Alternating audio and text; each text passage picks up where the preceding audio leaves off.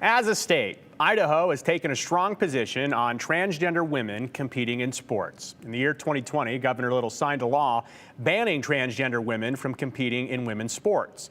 The law, called the Defending Women's Sports Act, and it opposed Title IX protections for LGBTQ athletes.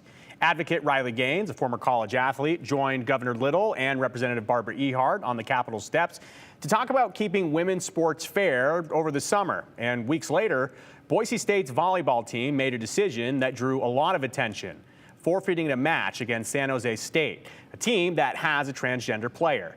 A loss for the team record, but advocates have called it a major win in the fight to keep transgender women out of the sport. The issue is no one wants to really get involved with the situation. Boise State, the NCAA, the Mountain West, they have all passed on adding meaningful conversation to the debate, saying, oh, ask somebody else. Well, someone who was willing to talk about it with us, United States Senator Jim Risch. He awarded Representative Ehart this week for her work in advocating for women in sports. Then he talked to us about it. How should transgender athletes be governed in sports? Idaho has decided transgender women should not compete in the women's division. Idaho Senator Jim Risch agrees. It's just a bridge too far, not just for Republicans. A lot of my Democrat friends says, look, this is no good. Senator Risch has followed the conversation while working in Congress. This week, his office awarded Representative Barbara Ehart for her, quote, great work to empower women to play, compete, and win. Ehart has sponsored Idaho's Fairness in Women's Sports Act. Let the women compete against women, the men compete against men. Like I understand the trans situations out there, but that should not be allowed to really badly hurt women's sports. Through Title IX in 2023, the Biden administration worked to prevent outright bans on transgender athletes. That effort was paused as the issue became a talking point in national and local politics. Title IX's been around for half a century. Title IX was created to promote women's sports, give them some equity in women's sports.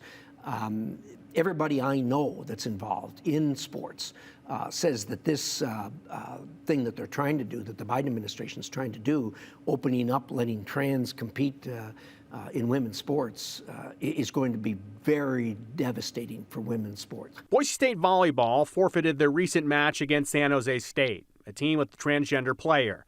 Boise State has not elaborated on their decision or outright said a transgender player as an opponent meant they would not take the court.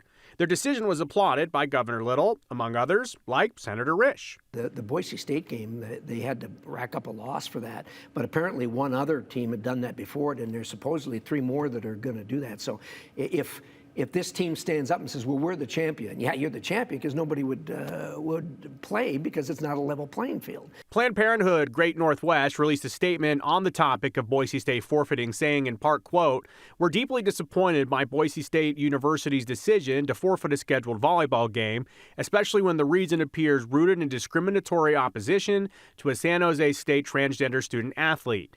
No student should be excluded from sports simply because of who they are, end quote. It does go on to say that Governor Brad Little's support of Boise State's decision adds to a growing pattern of harmful policies. Senator Risch says this is about fairness in sports. There's a point where you got to stand up to him and say, no, this is a bridge too far. We're not going there, you know. And most people will do that, but people that are in a political position or what have you, I've been disappointed in the NCAA. You know, they should be taking a much stronger role in this. I think they're kind of waiting to see which way the wind is going to blow. The White House and the Biden-Harris administration's on one side of this. I think the vast majority of Americans are on the other side of this. I think it's going to play out to where we're going to win this thing. I mean, it's just, it's wrong. Circling back to the Boise State volleyball situation, the 4 teams who forfeited against San Jose State, they are scheduled to play them again. For example, Boise State's supposed to play San Jose State again later this year. Will the matchup happen? We don't know. We'll keep you updated as everything plays out.